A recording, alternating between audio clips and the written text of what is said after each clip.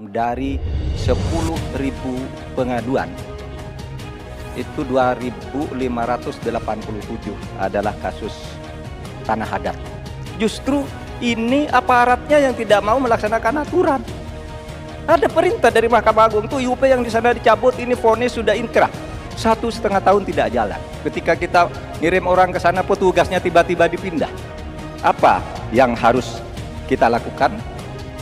Strateginya adalah penertiban birokrasi pemerintah dan aparat penegak hukum. Betul-betul punya prinsip tidak ada satupun yang ditinggalkan dalam mengambil keputusan. Libatkan itu masyarakat adat. Menghormati masyarakat adat adalah memberikan ruang hak ulayat mereka. Dengan cara penghormatan itu saya kira Pak Mahfud, apa yang saya sampaikan tadi bisa berjalan dengan lancar. Sekarang juga sudah ada Perpres 28 tahun 2023. Ini sudah ada 1,5 juta hektar hutan adat yang sudah diakui. Jadi jangan sampai ketika ada pembangunan yang masif ataupun ada PSN, jangan sampai masyarakat adat ini tersingkirkan. Dan itu yang saya lakukan. Kalau Bapak tadi katakan jangan ada yang tertinggal dong, semua dilipat. Itu yang tadi saya putuskan ketika saya membatalkan 14 pasal Undang-Undang Wilayah Pesisir. Justru karena di situ masyarakat adat tidak pernah dilibatkan. Tentang RUU Hukum Masyarakat Hukum Adat, AKA sudah masuk di dalam program kami, divisi kami. Memang itu sesudah sejak 2014 tidak jalan, akan kita jalan.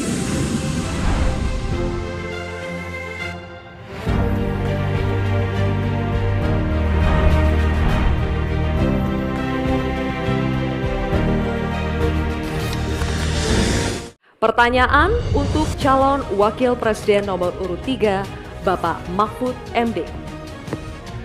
Kebijakan agraria dan sumber daya alam sering tanpa persetujuan masyarakat adat. Akibatnya, sejak 2014 terjadi perampasan 8,5 juta hektar wilayah adat, mengakibatkan 678 kasus kriminalisasi dan pemiskinan perempuan adat. Pertanyaannya, bagaimana strategi paslon untuk memulihkan hak-hak masyarakat adat? Waktu menjawab 2 menit dimulai saat Bapak berbicara. Silakan.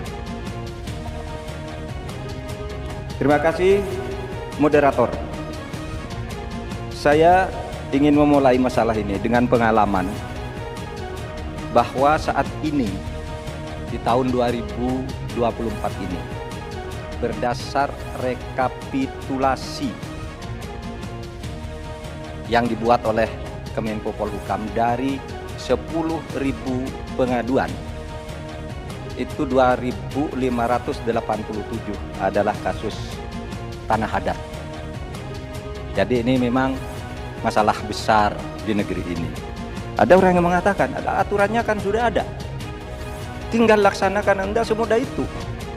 Justru ini aparatnya yang tidak mau melaksanakan aturan. Akalnya banyak sekali.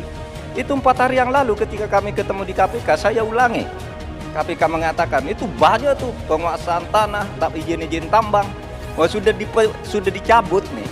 Saya nih, pengalaman saya juga. Ada sudah dicabut oleh Mahkamah Agung. Tidak dilaksanakan sampai 1,5 tahun. IUP tadi yang dikatakan oleh Mas Gibran. Ada perintah dari Mahkamah Agung tuh IUP yang di sana dicabut, ini vonis sudah inkrah. 1,5 tahun tidak jalan. Ketika kita ngirim orang ke sana, petugasnya tiba-tiba dipindah. Yang baru ditanya, kami tidak tahu. Padahal di situ sudah terjadi eksploitasi terhadap tambang-tambang nikel kita misalnya.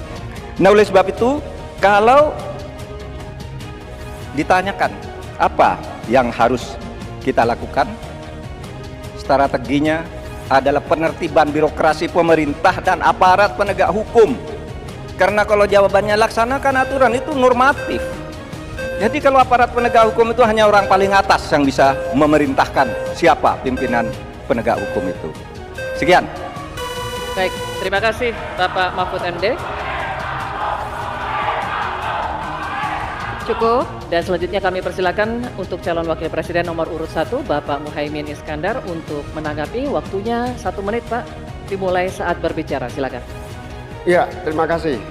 saya tambahkan Pak Mahfud, salah satu upaya kita agar tidak terjadi konflik antara proyek pembangunan nasional, terutama PSN, dengan masyarakat adat, kita harus betul-betul punya prinsip tidak ada satupun yang ditinggalkan dalam mengambil keputusan. Libatkan itu masyarakat adat. Menghormati masyarakat adat bukan memakai pakaian adat setahun sekali 17 Agustus, bukan. Menghormati masyarakat adat adalah memberikan ruang hak ulayat mereka, hak budaya mereka, hak spiritual mereka, hak dan kewenangan mereka menentukan cara membangun.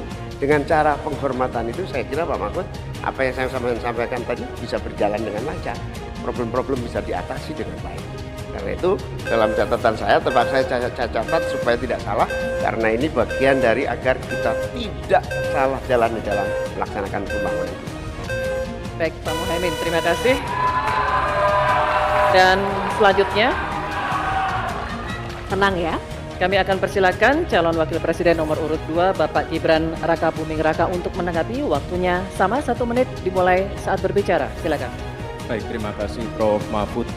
Sebagai seorang ahli hukum, Prof. Mahfud pasti paham bahwa RUU Masyarakat Hukum Adat ini masih kita usahakan untuk didorong. Sekarang juga sudah ada Perpres 28 tahun 2023. Ini sudah ada 1,5 juta hektar hutan adat yang sudah diakui. Memang kuncinya ke depan adalah kita harus perbanyak dialog dengan para tokoh adat, kepala-kepala adat, tokoh masyarakat setempat. Jadi jangan sampai ketika ada pembangunan yang masif ataupun ada PSN, jangan sampai masyarakat adat ini tersingkirkan.